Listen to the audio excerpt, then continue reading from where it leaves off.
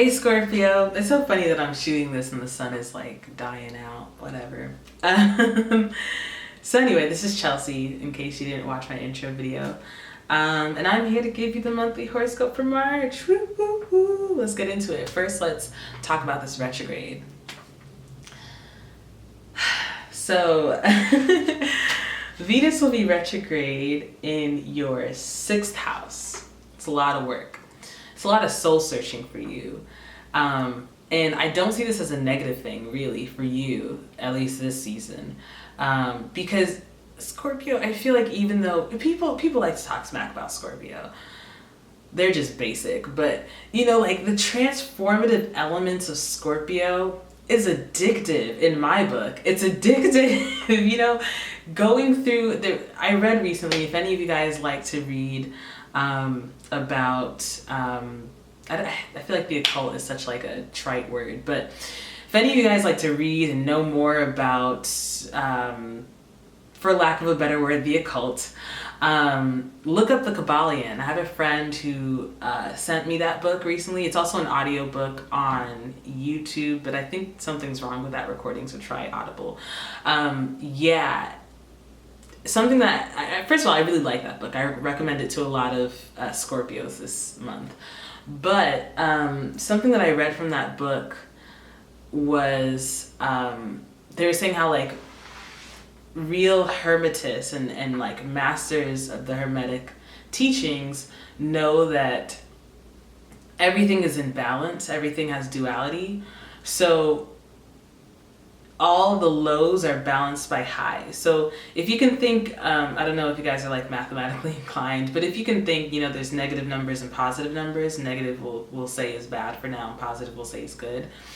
If you live your life oscillating between like -1 and +1, you know, you'll just be like really stable, and that's cool, you know, a little boring, but that's cool.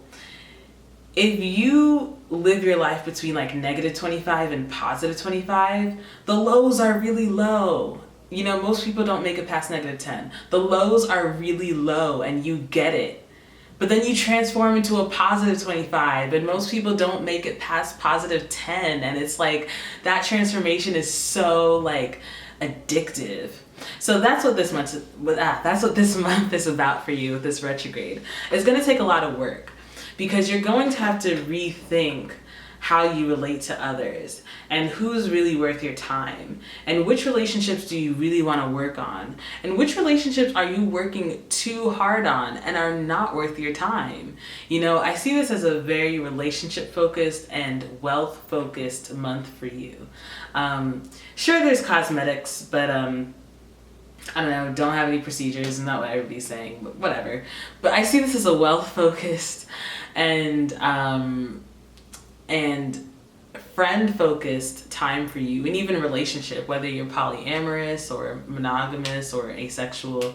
I see this as a very relationship and friend focused time for you. So evaluate these friendships. Like, if you have to work in a friendship or in a relationship, think about it.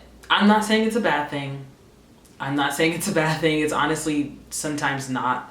You know, like me personally, I have to work on certain key relationships all the time, even though these are the type of relationships that people think that should come naturally, and it's not that way for me. But that's what it is, and I'm not really, you know, I'm kind of over feeling bad about it. At the end of the day, all these relationships are up to you. You choose what you spend your energy on. The energy of Scorpio is like a bullet. It is focused. It is, you know, one direction. So realize that you get to aim that bullet anywhere. Don't let other people aim it for you. I doubt that would ever happen to a Scorpio being manipulated by somebody else, unless it was a Cancer. But, you know, like, don't let people shift your focus. Maybe that's something you have to think about. Who's been shifting your focus? You know, whether they've been shifting your focus away from money or away from feeling good. Sometimes people can make you feel bad about yourself and you don't realize. They may not be doing it intentionally, you know what I mean? It's just that their energy is not aligned with yours. I'm gonna see if I can put the light on. Damn. Okay. I'm sorry. Sorry, I just thought of something that was dumb. But anyway, see who's been taking your energy, okay, and bring it back to self. Maybe you want to focus a little bit more energy on yourself this month, this retrograde. And when you focus your energy on yourself, see who starts. Hey Scorpio, I'm so sorry. I will get my life together. I don't even know where I left off. I think I said when you start focusing your energy on yourself, see who responds to it. I'm sure you get the gist. I'm just gonna move on. I'm sorry. I really am. Also, let me know if you guys want these videos shorter. I'm just gonna see. I'm here for you guys. I'm here for you guys. I'm trying to, you know. I feel like if they're shorter, it'd be like all this drama wouldn't be happening. But anyway, it's just, it's fine. It's my first time. It's my first time. Okay, so that was the retrograde. I feel like you guys kind of got it, you know. I'm just gonna move on. There's a series of conjunctions, Scorpio, in your 5th house. For real? Yeah, 5th house. Oh yeah, Pisces, duh. Okay, so that's good. That's gonna be good times for you. I think that will really ease the Venus retrograde. I don't think these conjunctions will be related to the retrograde for you, but it'll kind of ease the retrograde. So yeah, we can just start with the Sun conjunct Neptune, March 2nd in the 11th degree in Pisces. Neptune is daydreaming, and it's like the other worlds that you explore to in your mind, your spirituality, the way you relax. And Sun is your true self. So maybe you want to explore new ways to relax. If you have a significant other, now's a good time to, you know, spice things up. But just, you know, more so, find ways to relax with somebody that you really love, or just, you know, treat yourself. This is the month to actually treat yourself, Scorpio. This is the month for you to treat yourself because of all these conjunctions in your 5th house. And 5th house is just, you know, if you have a child, spend time with your child. Yeah, it's a breezy house. It's very passionate, you know. For you, it's an immutable sign, so there's going to be a lot going on. Tune into your emotions. If your emotions suddenly shift, figure out what's going on. You know, Neptune is going to give you a lot of grand ideas about who you are and who you can be in this world. And I mean, tune into it. With the conjunction, you get a lot of the good and you also get a lot of the bad of a sign. So you don't want to get carried away, but you definitely want to tune in to what you're feeling, even if it's fleeting. You know, you might get a lot of intuition during this time. If you want to research more about your family lineage, now is a good time for that. So that's Sun conjunct Neptune. Think about your profession as well and what you do in this world. Like the things that you do on the day-to-day, if they're not making you feel good, like don't do it. Ever. Like just do something different. Like now's the time to stop and change. But after the Sun conjunct Neptune, you have Mercury conjunct Neptune 2 days later on March 4th in the 11th degree of Pisces. So now is the time to, if you have any online businesses that you want to launch, anything online, Mercury is media. It's also siblings. If you want to, again, spend time with family, it's a good time for that. Good time to relax. If you want to learn something new about a new relaxation method, I don't know why I thought of acupuncture, but like it's kind of like acupuncture is probably something that people don't know a lot about. So if you want to learn about that and maybe try it out, this is a good time. If you want to try massages for the first time, this is a good time for that. Yeah, Neptune is like very daydreamy and ethereal. I feel like it comes with blessings, but you just don't want to get carried away. Neptune can take you out of your reality, which is good. If you're not in a good place right now, it can take you out of your reality into a better place. But if you get so lost in your reality and you forget where you are and what you're doing here, you know, you can kind of be in a tough spot. So you don't want to get too carried away. But this is Pisces energy. It's a fellow water sign. You know, this is nice. For somebody like Sagittarius, Pisces is like, you know, a raging bitch of a wave, or just like all this like oceans being chaotic. But for you, this is just gonna be a nice little like wave pool, you know, nice little splash of ocean water. You know, it's gonna be breezy and beachy for you. Definitely time to spend in the sun if you like sunlight and if you have sunlight. And so that's Mercury conjunct Neptune. So now the third conjunction is going to be Mercury conjunct the Sun in the 16th degree of Pisces. That's going to be on March 7th. So the way I see it is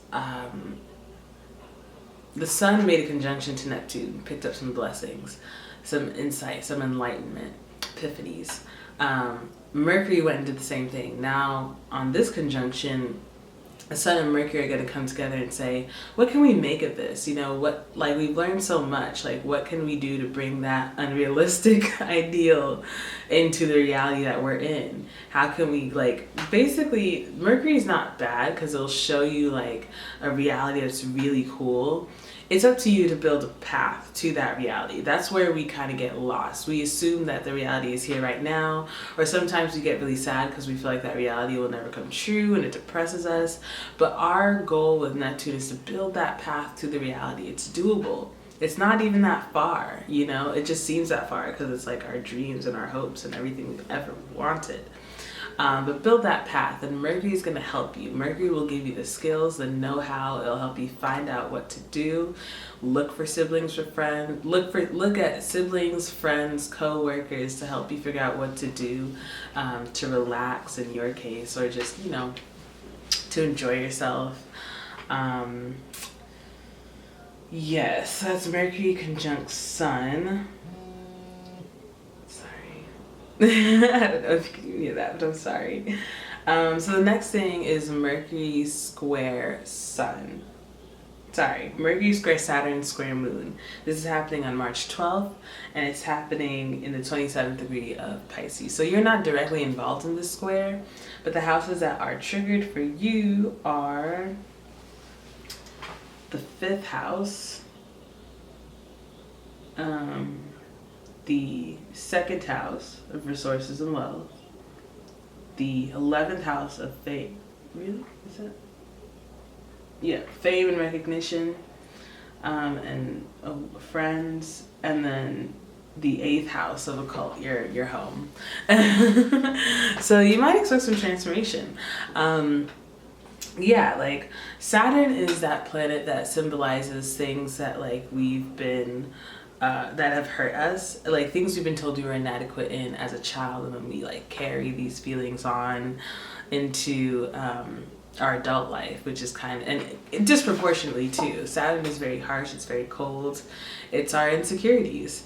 And Mercury is our skills, our communication, how we relate to other people, our smarts, our intelligence.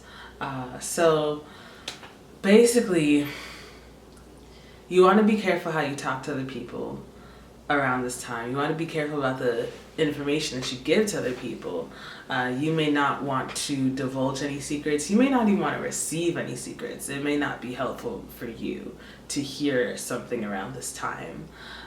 It might harm you. And I know it's hard to think, okay, well, you can't, like, usually you can't, secrets, you either seek a secret or it falls in your lap. So you can't really avoid it. You could just try not to seek it, but you can't really avoid it. But try to avoid secrets. If somebody's like, oh, I have a secret, just be like, no, don't feel like gossiping today, thank you. You know, like, just avoid these secrets around this time, because it's probably not going to help you. Even though that person may think it's going to help you, it probably won't be in your best interest. It might prick some, like, deep-seated wound that you didn't even know you had. So watch out for any secrets, and don't tell any secrets. Yeah, because the moon is going to materialize the square. The moon is part of a T-square in this case. And so the moon materializes things. I'll talk a little bit more about that later, but the moon materializes things. So it's going to materialize something from the square, and it might show up as a test. It might show up as the results of the test. Saturn tests you, and the moon will materialize it. So it might show the results, or it might show, hey, this test is coming, beware, beware, you know. So just tune into your feelings. It'll be a good guide for you. Saturn, yeah, just don't be harsh. Be wary of authority figures and father figures. They might be a little bit more harsh and condescending to you around this time, but try not to take it personal. Try to make the most of it. Squares are never totally bad. There's a lot of good that can come from squares. It just comes with a lot of hard work. So yeah, that's that square. The last conjunction is Sun conjunct Venus in Aries, which is your 6th house. Is that so? Yes, it is. Okay, so that's a lot of work. Like the Venus retrograde. Interesting. Yeah. Okay. Well, that's a lot of work. So Sun conjunct Venus. Now's a good time to work with friends if you have a project. Your work space can be a lot, can be like more, I want to say Venusian, but like your workspace can feel a bit more soothing. It can alleviate some stress at work. Now's a good time to clean up your workspace.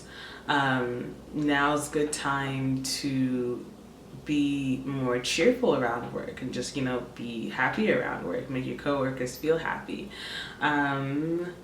Also, if you want to strike up some friendships at work, if somebody's like, hey, you want to go out for some drinks, Scorpio? Say yes, you might like it. You might be surprised at how much you like it. It's going to be in the from the 4th to 5th degree in Aries, from March 25th to 26th. So it's a bit of a 2-day situation in my opinion. So yeah, just kind of enjoy the day at work. Enjoy the day, or if you work at home, enjoy the day. You might have some favorable dealings with your employer, your boss, like I said, your coworkers. Yeah. Last but not least, moon trines. So I'm going to be highlighting moon trines for the month. There's always going to be 2 moon trines. And it's going to be moon trines to Jupiter. Jupiter's land of opportunity, fortune, good things, good luck, higher education, high-mindedness, philosophy, all the good things. And moon materializes things. So even though this is a fleeting transit, you know, don't expect the lotto to just fall into your lap. This is a fleeting transit, but I think a moon trine is always nice to be highlighted so we can look out for certain opportunities in certain areas of our life twice a month. So the moon trine is at the end of the day on March 5th. The moon will be in Gemini, which is your 8th house. Yes, your 8th house. And Jupiter will be in Libra all month, which is your 11th house. Oh, sorry, no, your 12th house. So like look into it. Now it's kind of like a time to be introspective. Now's a time to look within. 8th house is transformative. It's your home. So it might be a little painful, but it's an opportunity to grow for the better. And you'll definitely, I feel like most Scorpios aren't afraid of this transformation, aren't afraid of just becoming the butterfly after being a caterpillar for so long. So now's the time. Maybe this transformative period may be easier for you, may come about in a nice, positive way, or not. Who knows? You know, who cares, really? I love transformation because, you know, what you get out of it is so much and so nice. The next moon trine is going to happen in the middle of the day on March 24th. The moon will be in Aquarius, which is your 4th house. So you want to look at places where you feel very comfortable. I don't see a lot of people being part of this moon trine for you, but at least with the 4th house, with the one in Aquarius, you will probably kind of like, you might find opportunity among people who you feel very close to, very close. So like the closest, like people who you regard as family, even if they're not actual family, people who you regard as family. Or you might even, You might even feel it from your actual family, and just your home and your property. Yeah, so those are places to look for this month. I think that's everything.